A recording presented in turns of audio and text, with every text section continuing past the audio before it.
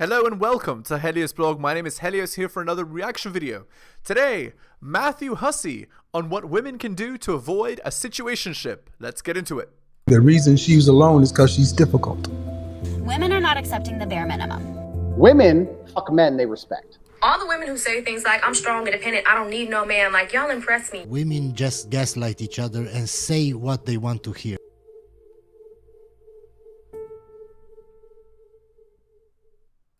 To sleep with a guy after a second date. Oh, here we go. She did also caveat this by saying, I am coming off the back of 2 years in a friends with benefits situation. What could go wrong with this?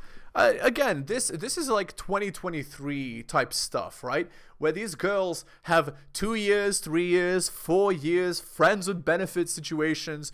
They literally, they don't want to be in a long-term relationship with a good man. No, they would much rather be in a situationship with Chad, who has 3 other girls on the side. That's 2023 in a nutshell, guys. Repeat. So here's what I hear in this. I hear someone who has slipped into a dynamic with someone where she's sleeping with him regularly or every time they see each other at least, but it's not progressing. And that absolutely, that would describe 2023 in a nutshell. These girls get with guys that they can't actually keep, but they would much rather be with that guy than to be with a guy that that would actually stay with them. They're so far out of their price range that a friends with benefits is all they can get, and they're happy with it. That's 2023, guys. That's probably a dynamic that she ignored very early on in that situation. And I also hear someone who is looking for something serious in her life. She wants right now that she's 35. Now she wants to, she's a lady. Now she's had her fun and she wants to settle down. A real relationship where she can be intentional. Now, I think sometimes the argument of can you sleep with someone on a first date or a second date quickly becomes this almost political gendered thing that becomes quite a misnomer. Hopefully all of us here in this particular space can agree that it doesn't matter from the point of view of can you, is it okay to, whether you sleep with someone after 1 drink or 6 months. I don't have an opinion on that other than, of course, it's okay. There are plenty of people who have had long-term relationships that had sex on the first night. The question is, does it serve you? And right. And in 2023, a lot of these girls, what they're doing is they're going on dating apps, right? And they're sleeping with the guy on the first night and then wondering why he doesn't commit. Then they're saying the guy burned me, men are trash, right? So Matthew is right about does it serve you? And for the most part, it doesn't serve women in long-term relationships to be doing this, right? It doesn't serve them. It actively hurts them, right? Now, again, because in 2023, these girls are only going after the top 5% of men, because they're only going after the top 5% of men, they'll take whatever they can get, right? Because bottom 95% of men are invisible, so only top 5% of men will do. And so whatever that guy wants, that's what they'll go for, right? That's what it is. Does it serve the path that you want to be on? Now, I just said that what I picked up from this question is that this person is being intentional about wanting to find a relationship. So what we have to do then is ask ourselves, is what I'm doing the behavior of someone who is being intentional? Does that communicate to someone else and to myself that I'm being intentional? I recently was in my local coffee shop and there was a guy in there in his mid-20s, really lovely guy, who recognized me and started speaking to me. He started telling me about this person that he's dating and how, because he really likes her, even though inside there's all these feelings he has about this person, and he might want, I'm paraphrasing what he said to me here, but he essentially said, I might want to scream, I love you, be with me forever. But given that he really likes this person, he was evolved enough to say, I don't think it's a good idea for me to do that. Instead, I'm going to go at an organic pace with this person to see what it could actually be. Now, That's right. So absolutely, it's smart. You know, like you, especially as a man, you don't spill out all of your feelings and everything that you want all at once. That's a disaster waiting to happen. That's a mess. Like obviously you don't want that. Now, that brings up an interesting distinction, doesn't it? There's what we feel like doing, and there's the behavior that actually serves us in our intentions. Right. So what Matthew is saying is don't just do what feels good in the moment. You should actually probably think about what you're doing a bit more. Be more intentional in your choices. Yeah, no, that's absolutely true. And in fact, if you're not being intentional, it's going to be very, very bad for you. So you need to be intelligent about this kind of thing. You need to be very intelligent about this kind of thing. And if you're not, well, it's going to be bad for you. No, he's totally right. For him, his intention was to have a relationship with this woman that he was seeing. So suddenly telling her I love you and oh my God, I just want to be with you all the time and doing all of these things, if it communicates an intensity that would no longer feel organic, it might actually disrupt this thing that they have together. It might not. If you get two really intense people together and they love saying all these things to each other, then it can be quite fun, but it can also lead to an inorganic pace. What is a love bomber? When we talk about love bombing and the danger of love bombers, and some of you have been in a situation where you feel like you've met a love bomber, someone who showered you with praise and grandiosity. Yeah, more like this. They met Chad, and Chad acted like he was into her because he wanted to get in her pants, slept with her, and then left, right? And then they called it love bombing. Well, no. You knew going in that you were shopping out of your price range, but you still accepted it. And because you accepted it, he got what he wanted and just left, right? You need to understand what your value is so that you can understand what not to do, right? And statements about the future and about how into you they were and they've never felt like this before and drop everything and take a trip with me. The love bomber is really someone who has minimum intentions disguised as maximum intentions. Right. Exactly. You know, because all of that grandiosity seems like all the intention in the world, but actually there's very little substance behind it. The love bomber is just indulging their feelings without any regard for the consequences of how that might feel to somebody else or how much it might hurt them when they're not able to back it up. I think what Matthew is describing here is how when women go into bedroom fun too quickly, they signal to the guy that they're not good long-term relationship material. But it's not really true, right? Because if the guy, like every guy wants to be treated like they're the best man that she's ever had, and the best man that she's ever had wouldn't be made to wait, right? Especially like if you made one guy, like if you had bedroom fun with one guy on the first date, and then you make this new guy wait 3 weeks to 3 months to have bedroom fun, what are you signaling? What are you telling the guy? You're telling the guy, I'm not attracted to you. I was actually attracted to the previous guy, right? So that's the story there. So it's kind of ridiculous, right? Like obviously that's not what you want. It's not, it has no regard for, are we at the same level here? Do we have the same intentions here? I actually believe that you can look at sex through the same lens of intentionality. You may have someone that you've been on a couple of dates with and you feel really excited about this person, and from a sexual perspective you feel really turned on by this person. So the combination of I like you, I feel connected to you, and I am sexually really drawn to you, and I'm horny, that combination of things at the end of a second date might have you saying to yourself, I want to go, what I feel like doing is going home with this person. So your feelings are telling you, yeah, absolutely, go do that thing. And there'll be some people that say, if it feels good, do it. But we know we don't apply that to everything in life.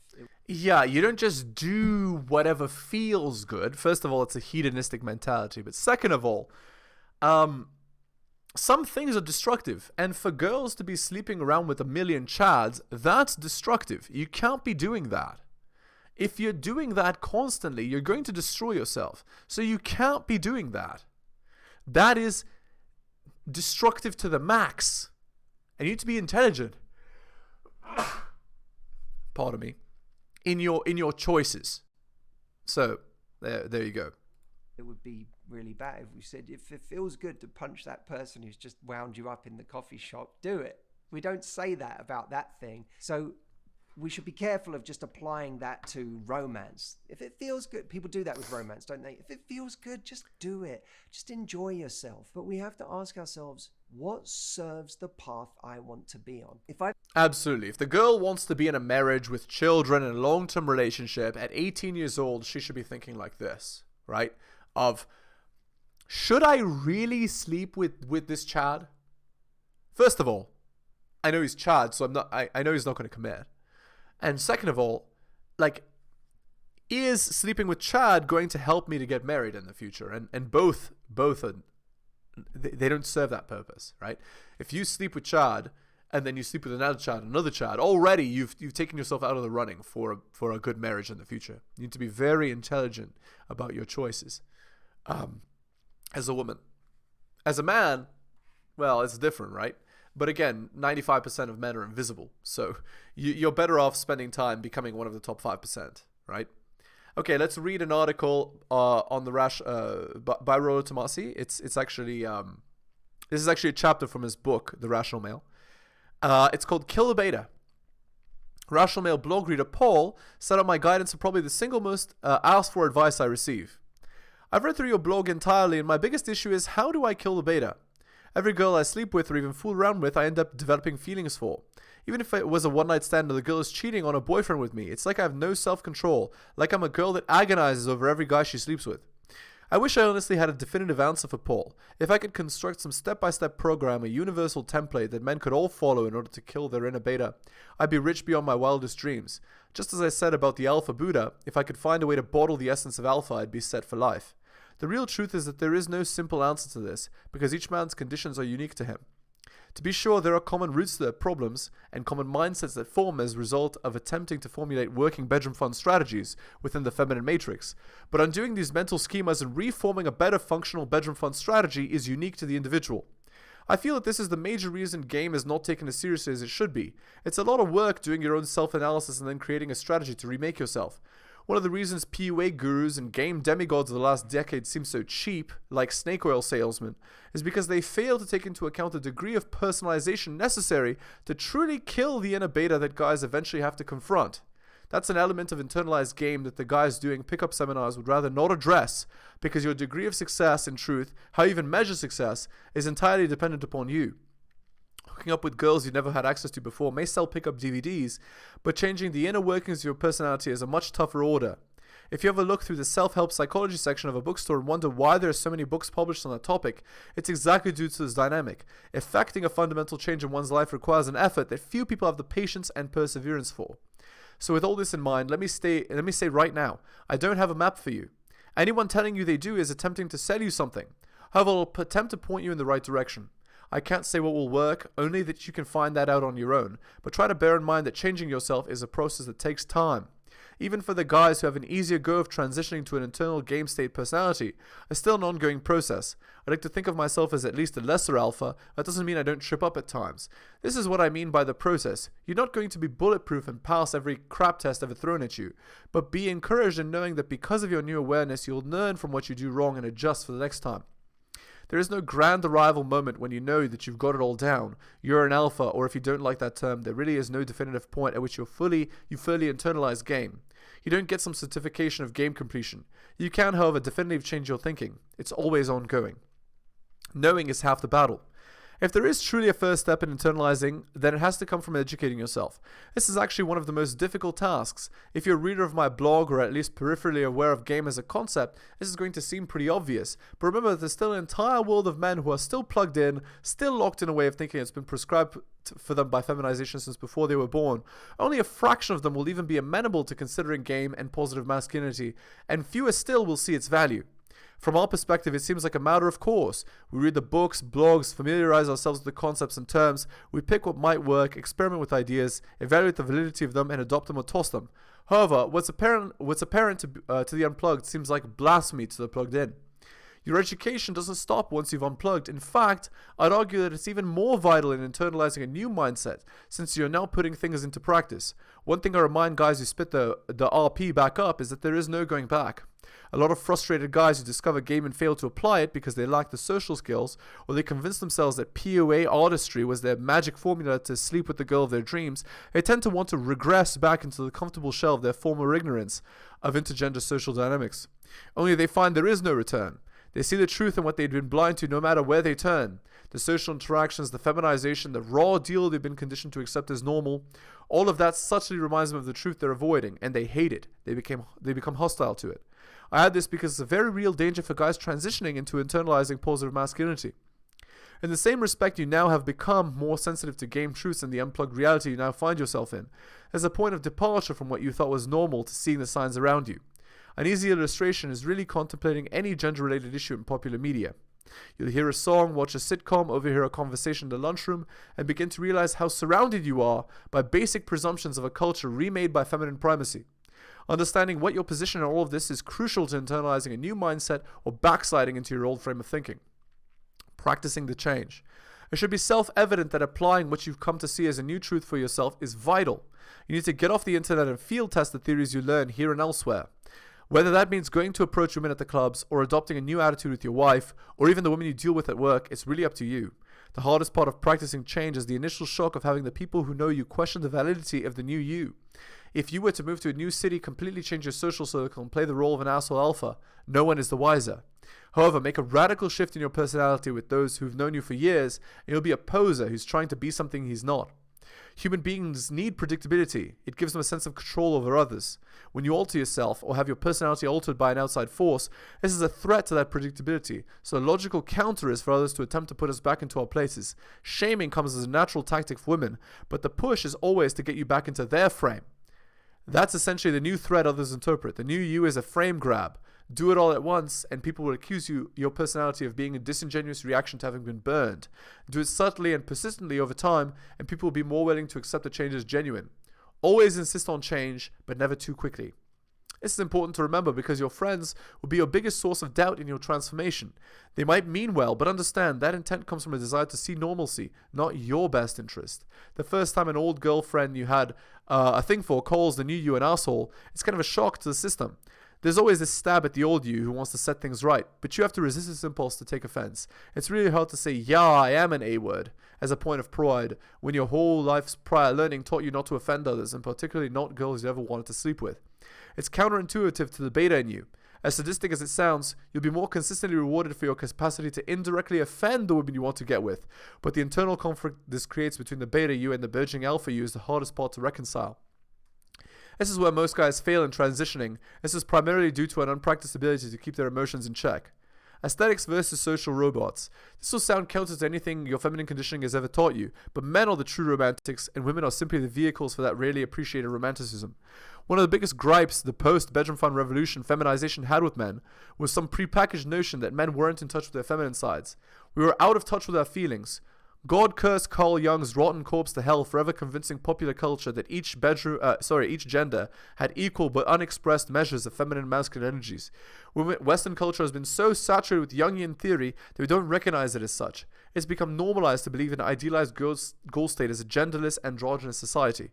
Rants aside, up until the last 50 years, it's in fact been men who've been the gender with the most self-control regarding emotion. It's been just this reservation that's made men more endearing to women.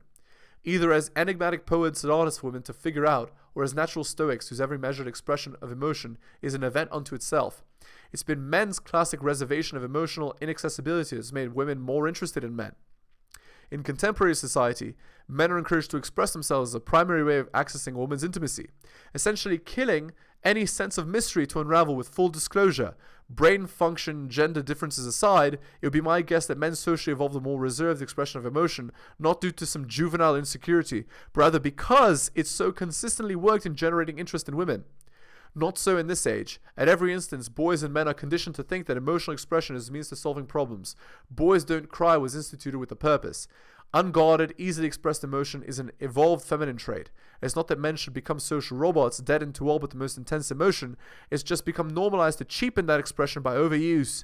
Displays of a man's emotions should be rarely given divine gifts, women, who are generally lacking in true appreciation. Unlearn what you have learned. It's very difficult for a beta man conditioned for so long to be emotionally available to turn these emotions off. The good news is I'm not suggesting you do. What I'm suggesting is that you unlearn your reasons for developing emotional sentiments so easily. It's easy to go emotionally cold as a result of being burned. It's a much taller order to tamp that emotionality back into check when you're really feeling good about it. Our emotions make us human and humane. It's important to embrace that as essential to the human experience, but equally important is to see how easily it's used against you. You need to unlearn the reasons why you're so easily emotional. Maybe it's abandonment issues, maybe it's a more deliberate conditioning in your upbringing, but the first part of controlling it is to recognize it. Okay. So that's that. Back to the video. I've been on 2 dates with someone and I like this person and I want to see where it could go. Then actually the most important thing on my mind right now is not jumping into bed with them. That's right. The most important thing on my mind is there actually some compatibility between me and this person? Does this person have the same intentions as me in terms of what they're looking for in their life right now? Are they on a similar path? Are we in alignment in what the two of us are looking for in life or the way that we think? And if we start to bring compatibility forward and we recognize that, okay, by the way, it's a great thing that I'm attracted to this person, that's really wonderful. But that ultimately is not going to be the deciding factor in whether this works. Is there a level of compatibility that I can find with this person? Again, this is a feminized way of seeing things, right? Of course, it doesn't matter how compatible you are. If you're not having bedroom fun, it's pointless. It's not a relationship from a man's perspective. But anyway, I digress.